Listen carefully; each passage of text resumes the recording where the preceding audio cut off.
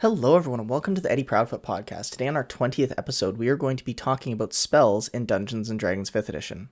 So let's get started.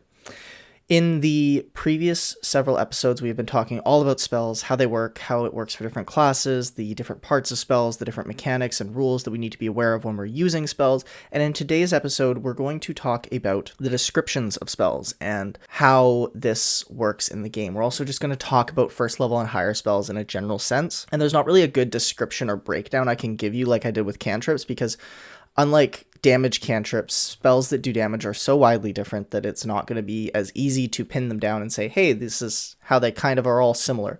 They're not. They're all very different. There are some similarities.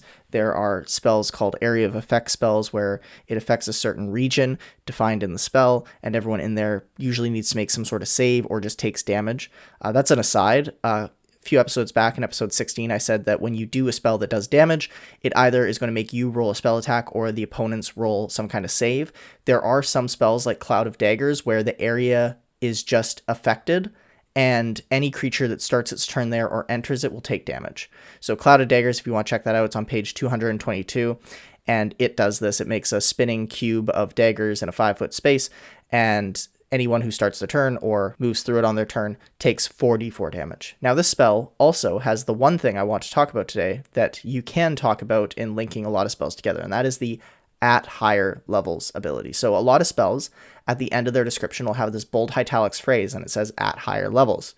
Now, what that means is that you can cast the spell, and it'll explain this in the text, at a higher level than the spell is rated for. So say the spell is a second level spell like Cloud of Daggers. You can cast it at a third level or higher for additional benefits. So in the case of Cloud of Daggers, you get to up the damage by 2d4. So instead of being 4d4 slashing damage, it would be 64 if you cast it at third level. And then this goes up in steps of 2 for each level you cast it at.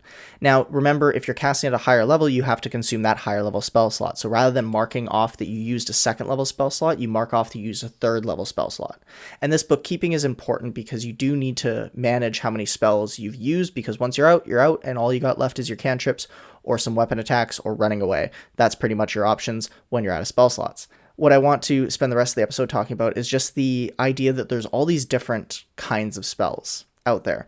There's a lot of damage spells, but there's even more spells that aren't doing damage. These are spells that are going to heal people, that are going to give you some sort of buff either to your armor or to your weapon, maybe buff one of your ability scores or your saving throw, or debuff an opponent in a certain way.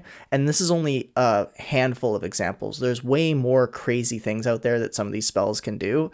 And the best way to learn about spells is to pick a class and just read through, starting with like their first level spells. Read a couple of them. You don't have to read all of them. There's quite a few. So in the case of the wizard, there are 30 spells the wizard can learn at first level. So that's quite a bit to read through, and you're going to have to be jumping around the pages and stuff. So it's at this point in the podcast that I would actually recommend using one of my favorite sites for D&D content, which is dnd5e.wiki.com. And on that website, they have all of the official material, but this comes with a big red X warning of there is unofficial material on this website too. So be careful if you go and look at this. If you see something that says UA, that stands for Unearthed Arcana, and it means that it's unofficial material. There's also Homebrew too, which is HB. So keep in mind that those come up too. They're usually labeled, but sometimes they're not. However, if you just want to read what people have come up with, it's also kind of cool to see that too. But just keep in mind the idea between official material and unofficial material, as there's a lot of homebrew stuff. Not that there's anything wrong with homebrew. It's just if you're making a character, your DM might not want certain homebrew things, which is a very valid and perfectly normal thing to adhere to in a campaign. So just keep that in mind. Back to spells though. So that's a great resource if you want to read spells pretty fast. But if we're back to the PHB, so I said there's 30 spells in the wizard spell list. Only 10 of those spells actually are damage spells, so a third of them, right? So you can already see that most of the spells are non-damage spells.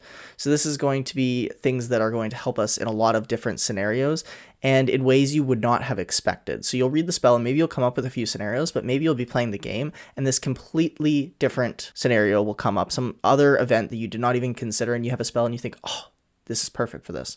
Or what happens sometimes too is, oh, I should have taken this spell. It would have been perfect for this, which that's just how the game goes sometimes. You can't foresee every event perfectly, so you are going to be caught with your pants down, so to speak, sometimes in D&D. Okay, that is everything I want to talk about in today's episode. So thank you so much for listening to the Eddie Proudfoot podcast. If you enjoyed it, please follow us on Instagram, Spotify, or Twitter. And as always, may the gods have mercy on your soul.